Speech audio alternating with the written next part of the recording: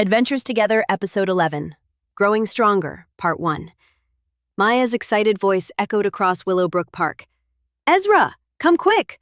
The playground is gone!" Ezra dropped his bike and ran over. Where the old wooden playground once stood, there was only empty dirt and scattered yellow caution tape. What happened here? He wondered aloud. A small crowd had gathered near the park entrance. Maya spotted Mrs. Rodriguez from their cat rescue adventure 6 months ago. She was talking with other neighbors, shaking her head sadly. "The city had to tear it down yesterday," Mrs. Rodriguez explained when the friends approached. "Too old and unsafe. But they won't install the new one for 3 whole months." Maya's backpack clinked as she shifted nervously. 3 months? But what about all the little kids? Where will they play?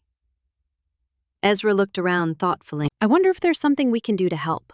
That's when they noticed Tommy, a 6-year-old from Maple Street. He sat alone on a bench, looking miserable.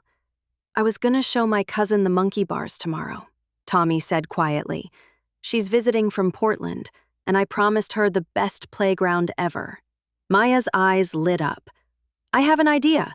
What if we try building a temporary play area?" "Maybe we should think this through," Ezra said carefully. "We'd need permission, materials, and help from lots of people."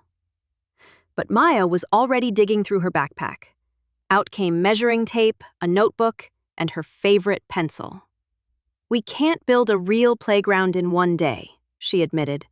"But we could create something fun and safe." Ezra's face brightened. "I wonder if my grandmother knows who to call at City Hall." Within an hour, they had permission for a 1-day community project. Word spread quickly through the neighborhood. Maya sketched plans while Ezra organized volunteers. "We can do this together," Ezra encouraged everyone who showed up. Parents brought rope and chalk. Teenagers carried cardboard boxes. Even Mr. Peterson from the hardware store donated pool noodles and traffic cones. But as the afternoon wore on, Maya's ambitious plans weren't working. The cardboard obstacle course kept falling over. The rope climbing wall was too wobbly. "This isn't working," Maya said, frustration creeping into her voice. "Everything keeps breaking." Tommy's cousin had arrived, and both kids watched sadly from the sidelines. Ezra put his hand on Maya's shoulder. "Maybe we should step back and think differently."